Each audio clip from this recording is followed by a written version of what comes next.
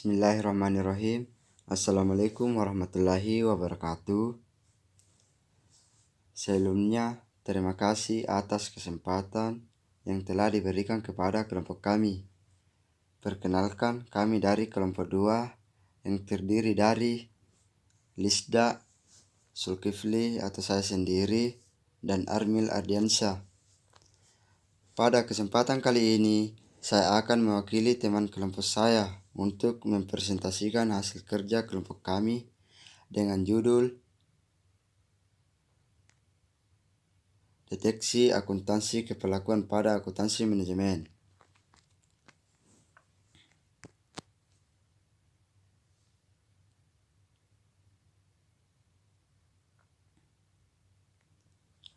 Adapun topik pembahasan kita kali ini yakni yang pertama, budgeting dan balance scorecard. Yang kedua, just in time. Yang ketiga, total quality management. Yang keempat, activity based costing system. Yang kelima, implikasi riset akuntansi keperlakuan. Langsung saja kita ke pembahasan pertama, yaitu tentang budgeting. Budgeting adalah proses merancang, melaksanakan, dan mengoperasikan anggaran.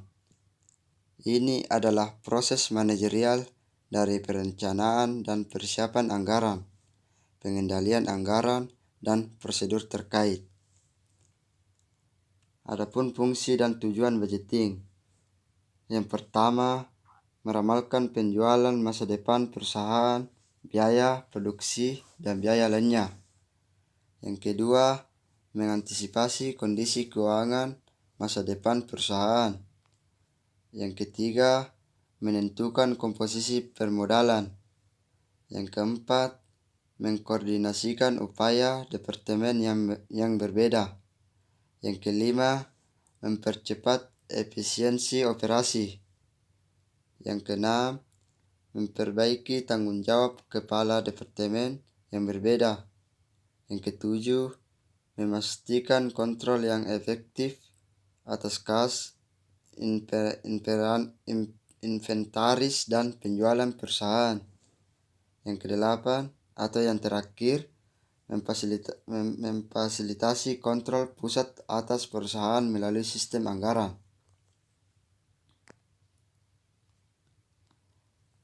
Adapun proses budgeting biasanya dimulai ketika manajer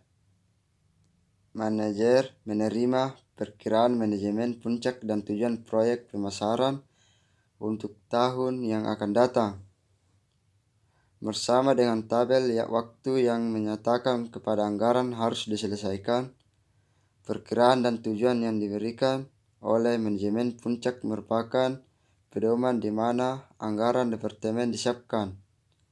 Biasanya, penganggaran dimulai dengan tugas memperkirakan penjualan karena total aktivitas perusahaan bergantung pada penjualan.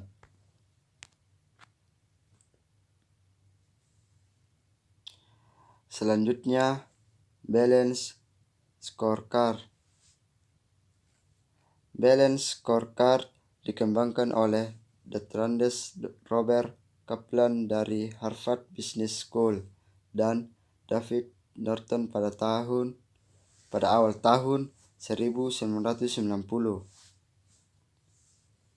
Adapun pengertian dari balance scorecard yang berasal dari dua suku kata, balance yang artinya berimbang dan scorecard yang artinya satu skor. Balance scorecard atau BSC adalah metode pengukuran hasil kerja yang digunakan perusahaan atau biasa disebut dengan strategi manajemen. Adapun fungsi dari balance scorecard. Yang pertama, sebagai alat ukur perusahaan. Yang kedua, sebagai alat ukur keunggulan kompetitif. Yang ketiga, sebagai panduan strategis.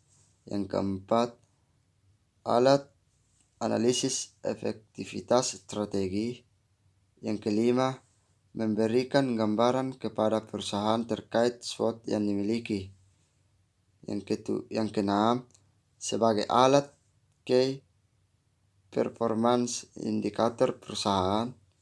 Yang ketujuh, sebagai feedback terhadap shareholder perusahaan.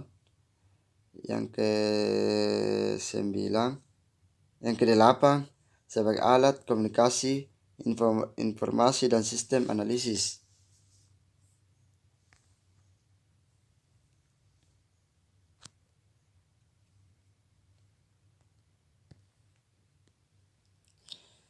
Ada 4 perspektif balance scorecard.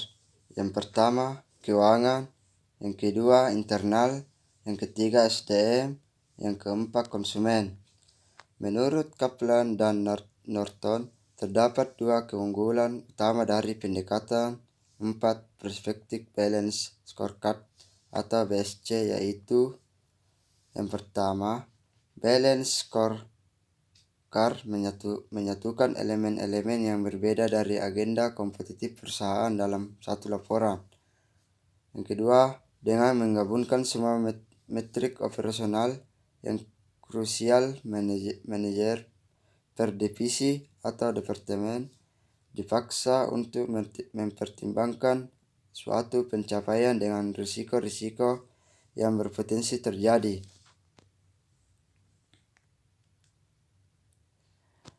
Selanjutnya, kita bahas tentang topik yang kedua, yaitu Just in Time. Just in Time atau JIT adalah suatu sistem produksi yang dirancang untuk mendapatkan kualitas, menekan biaya, dan mencapai waktu penyerahan seefisien mungkin dengan menghapus seluruh jenis pemborosan yang terdapat dalam proses produksi sehingga perusahaan mampu menyerahkan produknya baik barang maupun jasa sesuai kehendak konsumen tepat waktu.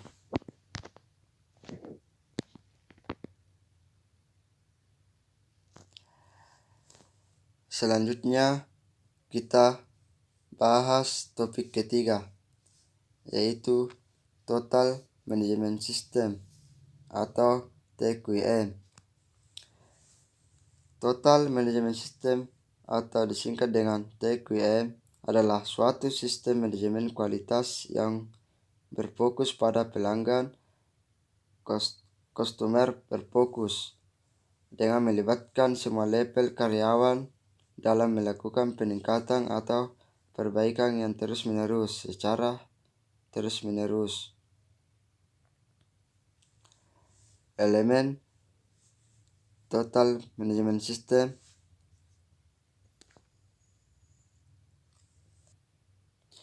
Delapan elemen pokok TQM atau Total Management System. Yang pertama, fokus pada pelanggan. Yang kedua, keterlibatan karyawan secara keseluruhan. Yang ketiga, memusatkan perhatian pada proses. Yang keempat, sistem yang terintegrasi. Yang kelima, pendekatan strategi dan sistematik.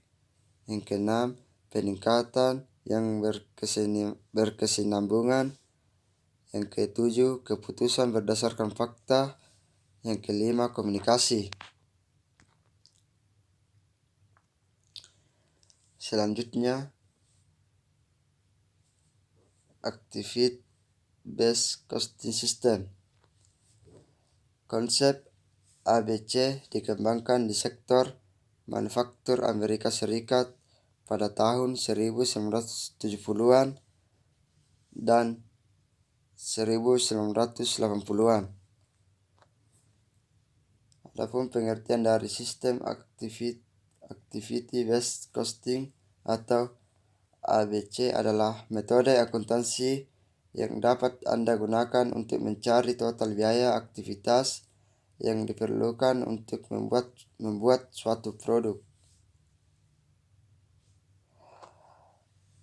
Fungsi ABC atau Activity Based Costing System, yaitu memberikan akurasi lebih tinggi, memahami biaya produk dan pelanggan, memahami profitabilitas berdasarkan proses produksi atau pelaksanaan, untuk memiliki analisis terstruktur, menyediakan banyak informasi kepada manajemen, menghilangkan aktivitas yang tidak menambah nilai, meningkatkan aktivitas nilai tambah.